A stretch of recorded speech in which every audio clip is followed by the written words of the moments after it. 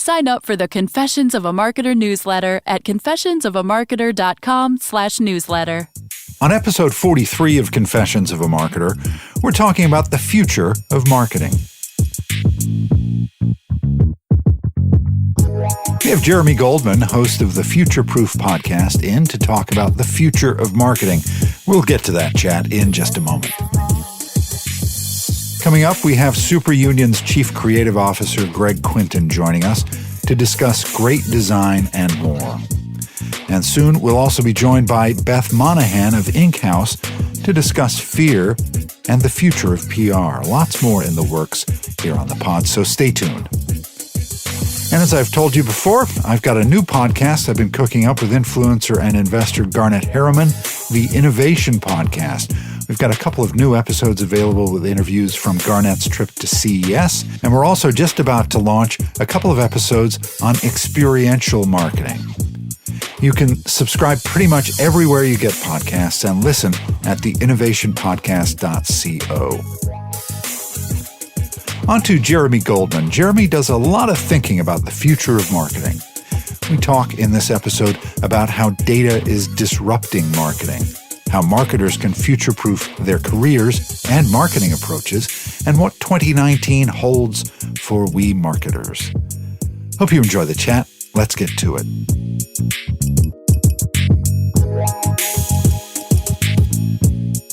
Jeremy Goldman, welcome to Confessions of a Marketer. Thank you so much. You do a lot of thinking about the future of marketing, which is why I've got you here. What do you think the future holds for we intrepid marketers? You know, I think one of the things that's interesting about trying to forecast the future of marketing, and, I continually study this, is we're at this really interesting inflection point where a lot of things are changing, a lot of things are up in the air. And one key thing that I think is going to be relevant to all of us marketers over the next few years is the idea of test and learn. The idea that you need to go out and try new things and figure out what's going to work and essentially have a balanced portfolio between the things that are tried and true that might not be sexy but have continued to perform for you, and then the things that they may or may not take hold for your particular industry, but at least you've got to be experimenting in those particular areas in case those areas wind up becoming commonplace. And, perfect example would be virtual reality, augmented reality, machine learning, drones. These are all things that, depending on your industry, might start to become very relevant very quickly. Yeah, we've talked about all of that previously, and it's something that, initially when you hear about that kind of technology, you think, oh, that's interesting.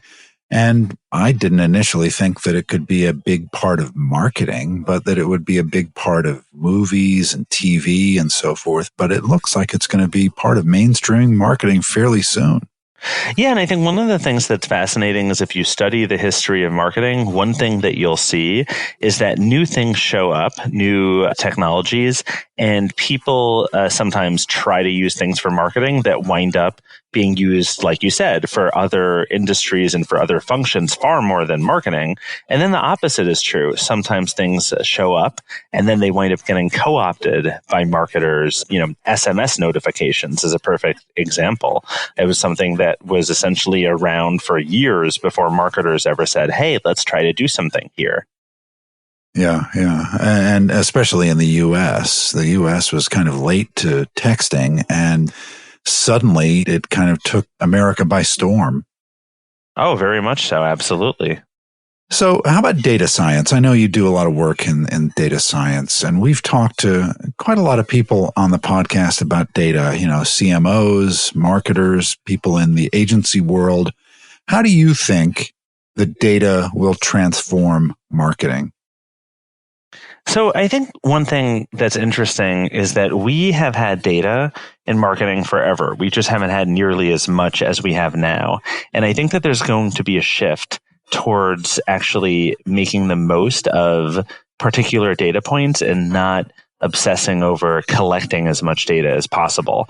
Because nobody really talks about the negative associated with getting too much data, which is now all of a sudden you wind up becoming a hoarder, Right. and you start to say, oh, I've got to analyze everything. And I think, probably you found this too, that there are a few key data points that are far more important than everything else. So the trick needs to be, we've essentially solved the whole entire problem of warehousing and collecting all this information. Now we need to focus on the analysis and finding interesting observations that are far beneath the surface. That's really where the future of data and marketing is going to be, is in the analysis and figuring out the unexpected observations that you wouldn't be able to come and derive years ago simply because you didn't have all the data at your fingertips. Right. I'm old enough to remember web trends, and you'd have maybe a meeting once a month with the guy who knew how to use web trends, and he'd output it into a spreadsheet or into a PowerPoint deck, and you'd go through the data about the website. And now it's at everyone's fingertips, but that doesn't necessarily mean that they know what the data means or how to use it. Yeah, I think that's very true. More often than not, I mean, the companies that I have both dealt with and consulted with over the last few years, as well as a lot of the companies that I've analyzed and spoken to for some of my reporting. I mean, one thing that you really find is that people are just obsessing about collecting data, and they are sometimes not even taking 5 steps back and saying, well, what are we trying to do in the first place? You tend to get a little bit too close to the business. And that's why I like consulting, because I've had the ability to look a few steps away from the business and say, what are the observations that we're really trying to accomplish and observe at the end of the day? Yeah. Well, so I think, a lot of people look at data as just numbers, but, I'm a writer and I see something more in those numbers. And I think it can be the basis for any good marketing. Do you think data is good marketing? Data can make stories? Yeah, there are a lot of actually really interesting examples of data and observations being turned into content in so many different ways. And one of the things that I think is great for brands is to be looking at what are the interesting things you can pull out of your data in order to become a thought leader. Because essentially, the more time you spend poring over your own data, you're going to become smarter. And the key thing is, in the age that we're in now, is you basically share your expertise in order to gain credibility. So if you have a lot of data that you're sitting on that you've got the ability to anonymize, I think that that's one of the things that's really valuable, because that can turn into thought leadership content on your blog. It can turn into infographics. It can turn into speaking points that your PR agency or your head of PR can then pitch you to the press. So there are all these different interesting things that you can do that establish credibility. And essentially, if you're going to study for the test, and I look at going over your data as kind of studying for a test, right, then why don't you actually get the credibility by turning that studying into content? Yeah. How about the sensitivity of data? With GDPR and other legislation also on the horizon. We've talked on the podcast with a number of experts about, how important it is to treat the data not only according to the laws and regulations that are out there, but just treat it ethically. And there's a bit of a conflict there, some people think, between being able to use the data and what the rights of the user are. How do good marketers handle that? Yeah, I mean, I think that one thing, this might be a contrary opinion, or at least a less popular one, but you really have to look at what the trends are over time in terms of, and you mentioned ethics. So ethics change over time in terms of what we consider to be right versus what somebody will 50 years from now. Now, I'm somebody who saw Minority Report. And I probably wasn't as scared as a lot of people, because I just look at that and I say, oh, there's a lot of cool stuff there too. Of course, things like that can be used for evil as well. And this is where I feel like it's helpful for me to talk to younger people, to talk to my own little kids and observe them, is you get to realize the fact that our perceptions around technology are not set in stone, and they're going to change over time. So essentially where I'm going with this is your opinions towards privacy and my opinion towards privacy, that was a relic of the world that I grew up in, pre-internet, and my perception of how much privacy should people have. Now, is the next generation going to have a different perception towards privacy? Absolutely. And I think that people will continually give up their information in exchange for some type of value. And as long as there's some value being generated or being delivered in exchange for giving up that privacy, I think people will actually get to be more and more comfortable with it over time. Yeah, and I mean, this discussion, this argument, if you will, about privacy isn't anything new. It's, 20 years ago, I think the guy who ran Sun Microsystems, Scott McNealy, said something to the effect that, privacy is dead, or, if you expect privacy, you're not going to get it. So it's not as though it's new. It's just become kind of more of a headline item. Yeah.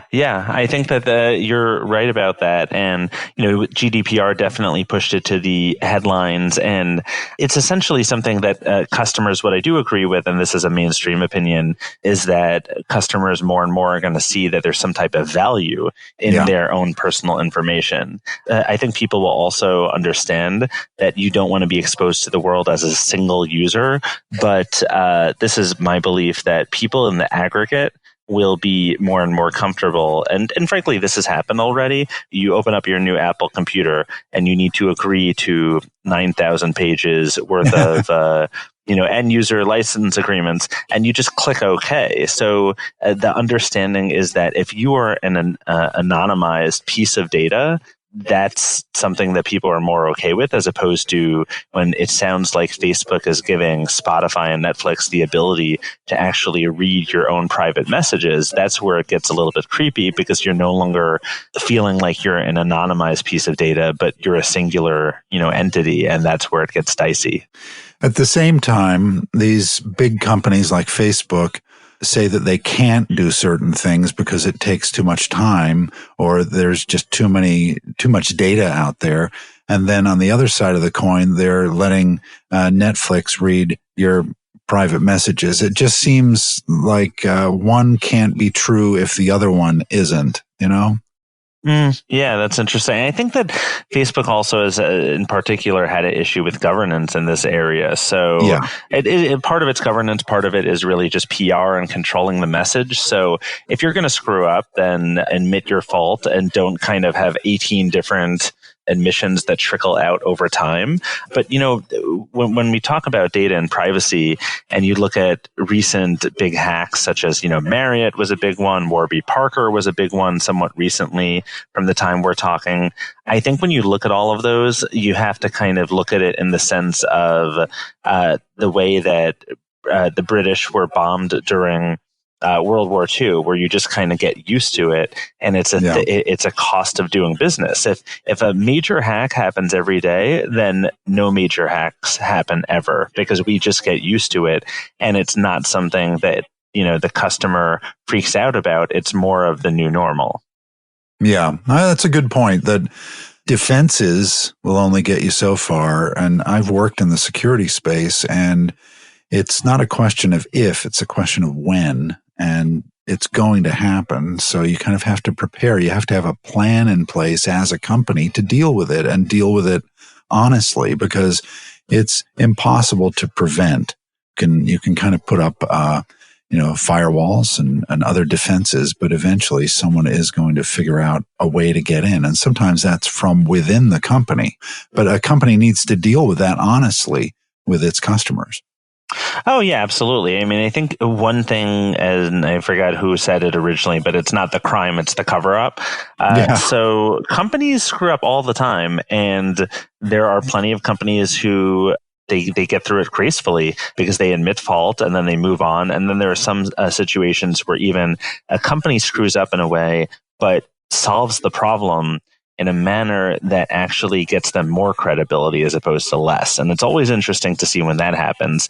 It gets less coverage, so it's harder to find. But I think that there are examples out there of companies that handle these missteps properly. And when you do that and you gain credibility, that's great because your competitor is going to screw up and they'll probably have a cover up and they'll probably not want to admit when they've been hacked or when they've been using data in a somewhat suspicious, shady manner. So Right. The truth is that all companies have to embrace transparency simply because it's a good business practice.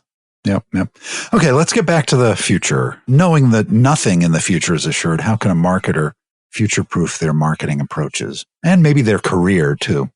Yeah, well, I think that one of the key things that I always say about future proofing is it's like fireproofing. You fireproof your home. That doesn't mean that something cannot happen, but it means that you're doing everything possible in order to protect yourself.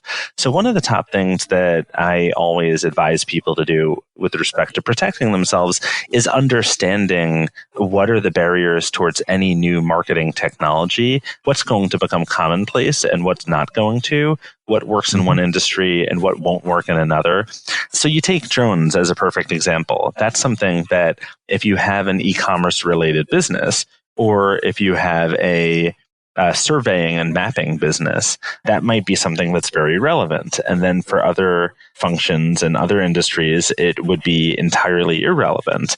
That's one of the key things, is to actually assess the feasibility and the likelihood that something is going to become commonplace and important in your industry. The other key thing is to look to see what are the barriers towards something going mainstream. So for instance, you could say, and I've worked in the autonomous vehicle space, so you could say that autonomous vehicles they've got the ability to go mainstream tomorrow. The technology is already there. And then you can develop a whole entire marketing strategy over incorporating that technology, let's say for 2020. And the challenge there is a lot of regulation. And regulation is going to be the reason why that doesn't become commonplace. So you have to look at other barriers towards something hitting it big. Now, if there's a new type of technology, let's just call it X, okay? And I believe X is going to become commonplace in 2022, and I have a rationale for believing that, then maybe I want to time things if I'm, in the same company for a while. Maybe I want to start working on something with technology X in 2021, kind of a test and learn, or at least an opportunity to get ahead of the market. So the trick is ultimately it's all about market timing for any one particular thing that you're investing in. And sometimes it doesn't have to be a new technology. Sometimes it can be as simple as a new ad platform or a new ad vehicle. Let's say if Facebook is launching a new format. You might want to get in on that and actually get some learnings and try to figure out, is this the next big thing? Or is this something that's not going to have a high ROI for you? So really, you can't really future-proof yourself unless you take that diversified portfolio approach and start to think critically about what will work in the future and when it's going to hit big. So let's think about the immediate future. What do you see happening in 2019 that will affect marketers and marketing? What are the things you're kind of monitoring here at the beginning of the year? So two of the things that I think I'm monitoring very closely is augmented reality and how augmented reality e-commerce, largely on mobile, but to some extent on desktop, is going to become more commonplace. That's something that smart retailers and smart e-commerce players are investing in heavily. And you're going to start to see, to me, what's interesting about AR is you're going to be able to see the uplift because it's something that adds demonstrable value and increases the odds of conversion. So any company where augmented reality could be applicable towards the bottom line, it's something that I'm hearing a lot of people have invested in it for this year. It's certainly worth paying a lot of attention to. Yeah. And then I think one of the other key things is this is something that I think people have been talking about for years, but more of an omni-channel approach towards marketing. And more marketers are looking at their databases and saying, well, some of these customers will never convert to a retail location, but they will convert online and vice versa. So people are getting different messages and being sent through different funnels. And marketing automation technology has grown so much over the last few years, which means more and more people are at least they're scratching the surface of their marketing technology, which I think is fantastic. The more people who are using marketing automation means that they're able to hopefully get more relevant messages in front of their consumers on an ongoing basis. Yeah, technology is a part of everyone in marketing. It's a part of their life every day. I use it, you use it. And people who used to kind of be removed from technology because maybe they didn't work on the website or something like that now use it on a regular basis in marketing. It's been quite a transition over the last 20 years. Oh, I mean, one of the things that I think is very fascinating, by the way, is that more and more what you're seeing is you're seeing these digital first marketers that are then taking over kind of the quote unquote general marketing functions in major organizations. The people who have the digital marketing acumen for omni-channel companies, they're basically taking over CMO roles, which to me implies that you've got basically this understanding that the digital person can learn the non-digital stuff better than the non-digital executive can all of a sudden become a digital superstar. Yeah, so maybe the word for 2019 is digital. The word digital almost becomes the word like expert or ninja, right, in the sense that if everybody has to have that word in their resume, then it almost becomes this great equalizer and nobody has that word in their resume.